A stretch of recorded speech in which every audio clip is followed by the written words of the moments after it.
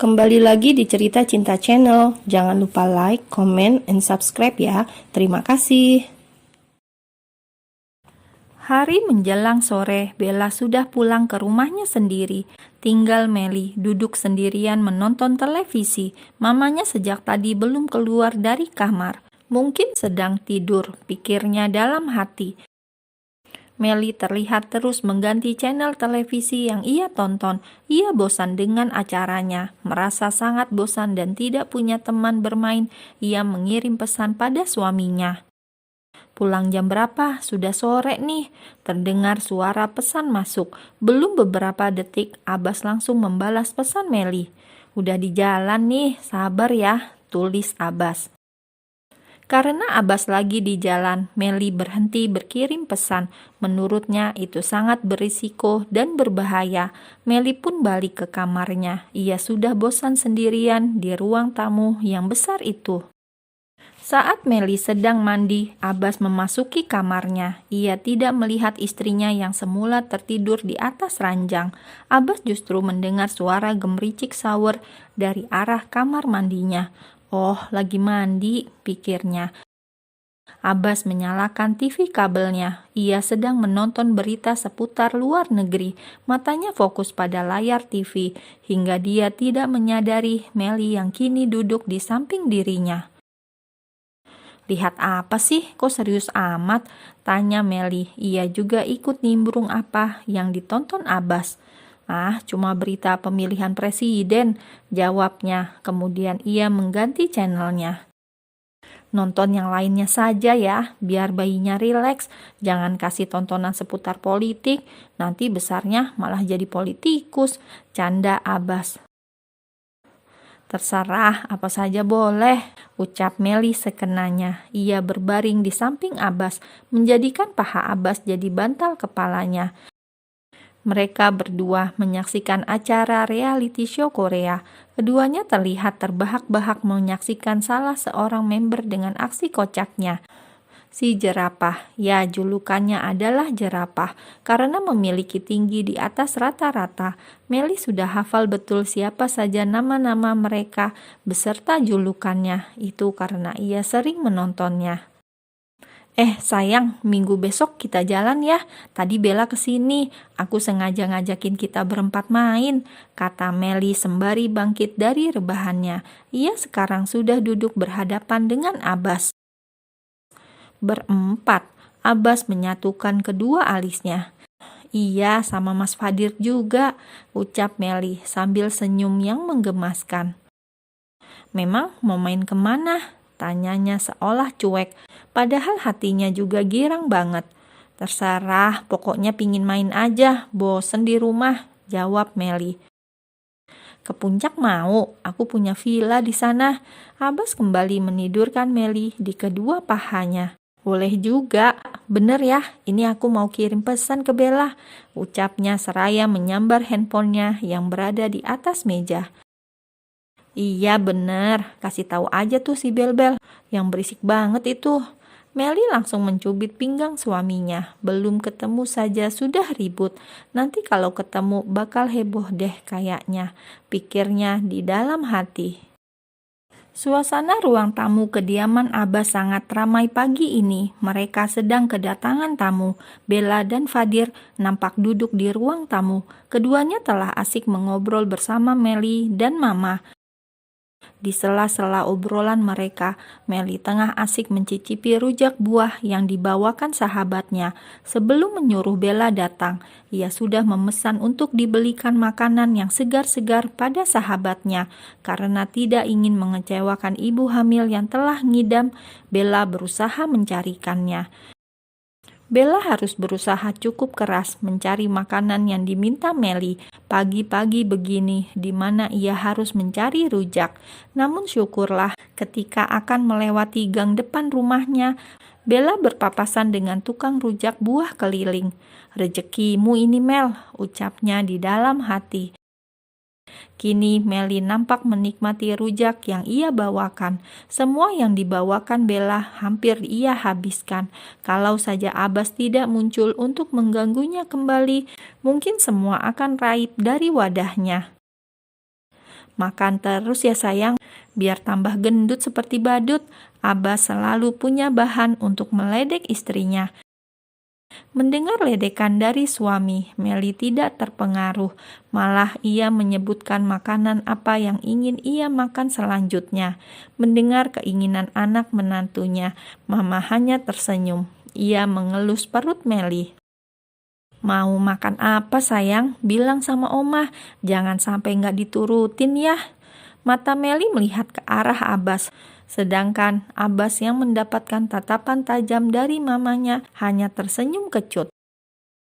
Ya sudah, kalian cepat berangkat. Semakin siang semakin macet nantinya. Perintah Mama. Iya Mama.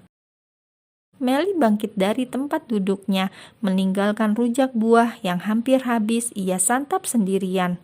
Doyan banget kamu Mel, sindir Bella. Nanti kalau kamu hamil, aku jadi penasaran bakal ngidam apa kamu nanti. Meli membalas sindiran Bella dengan senyuman. Ayo, sini. Abbas menggandeng tangan istrinya dari ruang tamu sampai masuk mobil, tangan keduanya masih bertautan. Itu tangan udah kena lem ya, sepertinya nggak bisa lepas, sindir Bella yang sedari tadi nyinyir di belakang Meli dan Abbas. Kelihatan banget sih kamu ngirinya Bel, balas Abbas. Ia mulai meladeni Bella yang terkenal bawel dan cerewet. Heran deh Fat, kamu kok betah pacaran dengan radio konslet? Merasa Abbas telah menghinanya, Bella tidak mau kalah. Sebenarnya aku gak mau ngajak ribut, tapi karena Kak Abbas mulai duluan, oke, lo jual, gue beli Kak. Mendengar celotehan Bella, semua orang di sana langsung tertawa. Fadir yang semula hanya diam, ia mengelus rambut kekasihnya itu. Udah ya, tombolnya aku matikan, jangan berisik, ayo masuk. Fadir langsung memencet hidung Bella, membuat Bella menjerit seketika. Fadir pun menarik tangan kekasihnya itu. Ia membukakan pintu mobil untuk Bella. Kini mereka semua telah masuk ke dalam mobil yang dikendarai Fadir. Semua sudah siap untuk jalan-jalan. Fadir pun mulai menyalakan mesin. Mobil melaju, meninggalkan kediaman Abbas yang begitu banyak penjagaannya di luar rumah. Sepanjang jalan, Meli dan Bella saling menyambung lagu. Keduanya saling bersahut-sahutan menyanyikan lagu dengan suara yang pas-pasan. Abbas dan Fadir harus merelakan telinga mereka mendengarkan nyanyian yang seperti bunyi kaleng rombeng. Tidak terasa waktu berlalu. Meli kini sudah tertidur di pundak suaminya, sedangkan Bella seperti memiliki tenaga lebih. Ia masih terjaga dan terlihat menemani bicara Fadir agar tidak mengantuk. Abbas sedari tadi hanya diam. Sesekali ia membelai rambut Meli yang terkulai di pundaknya. Entah apa yang ia pikirkan saat ini. Sampai saat mobil melewati polisi tidur dan mengakibatkan sedikit goncangan, Meli langsung terbangun. Begitu pula Abbas, ia juga tersadar dari lamunannya. Maaf ya, Fadir merasa tidak enak. Harusnya ia lebih hati-hati karena sedang membawa ibu hamil. Gak apa-apa kok, ucap Meli. Sini, tidur lagi. Abbas memegang pundak istrinya. Ia meminta Meli bersandar lagi pada pundaknya. Udah gak ngantuk lagi, mau lihat pemandangan saja. Serba hijau, adem banget ya tinggal di sini. Meli memalingkan pandangannya ke jendela di sebelahnya. Ia terkesima dengan lukisan alam.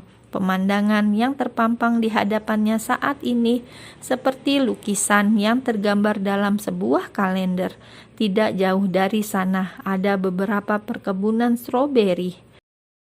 Mas Fadir, berhenti di sini ya. Aku mau makan stroberi langsung yang habis dipetik, pintanya pada sekretaris suaminya. Abbas pun menganggukkan kepalanya seperti memberi kode pada sekretarisnya. Fadir mencari tempat yang pas untuk memarkir mobilnya. Karena lokasi yang menanjak, ia harus ekstra hati-hati. Sedangkan Meli sudah tidak sabar. Dari jauh, ia sudah bisa melihat buah stroberi yang mulai ranum. Begitu mobil berhenti, Meli langsung membuka pintu dan langsung menghambur keluar. Abbas sampai tidak habis pikir dengan tingkah bumil yang satu ini. Abbas sendiri saat akan keluar dari mobil, langkahnya terhenti. Ada panggilan masuk di handphonenya. Ia mengangkat teleponnya dulu sebelum menutup pintu. Nampak Abbas berbicara serius dengan seseorang di telepon. Meskipun ia sedang berbicara, matanya masih mengawasi keberadaan istrinya. Meli sedang berjalan di depannya. Ia hendak menyeberang jalan. Meli terlihat terburu-buru. Ia tidak menghiraukan panggilan Bella. Rasanya Meli sudah tidak sabar mau memetik dan memakan langsung buah stroberi. Dari jauh nampak pengendara motor yang melaju dengan sangat kencang. Melihat bahaya yang mengintai istrinya, Abbas langsung berlari menuju tempat di mana Meli berada. Ia sudah tidak peduli dengan orang yang masih berbicara dengannya lewat telepon. Saat ini matanya hanya tertuju pada Meli yang dalam situasi berbahaya. Meli masih dengan santainya menyeberang jalan. Ia masih belum tahu bahaya apa yang ada di hadapannya. "Meli!" Abbas berteriak memanggil nama istrinya. Meli langsung menoleh saat namanya disebut. Ia menatap Abbas yang telah berlari ke arahnya. Ada perasaan aneh. Ada apa dengan raut wajah suaminya? Hanya kecemasan yang tergambar di wajah suaminya. Pandangan Meli pun beralih ke deru mesin sepeda motor yang mendekat ke arahnya. Kakinya seperti mati rasa. Ia tidak bisa melangkahkan kedua kakinya. Meli terpaku di tempat. Melihat Meli diam membeku, Abbas merengkuh tubuh istrinya. Kini ia sudah bersama Meli. Rasanya Abbas tidak mungkin mendorong tubuh istrinya yang tengah hamil. Abbas hanya mendekap Meli dalam pelukannya. Sudah tidak ada waktu untuk menghindar dari mara bahaya. Jika harus terjadi, maka terjadilah. Abbas menutup kedua matanya, seakan sudah pasrah dengan takdir yang akan menimpa mereka berdua. Deru mesin semakin lama semakin mendekat. Bella menjerit histeris, memanggil nama temannya. Ia bersimpuh di atas tanah. Kakinya terasa gemetar, seakan tidak sanggup menahan tubuhnya. Fadir yang berada di dekat Bella berusaha menahan tubuhnya. Pandangan mata Fadir juga tertuju pada Meli dan Abbas yang kini diambang bahaya.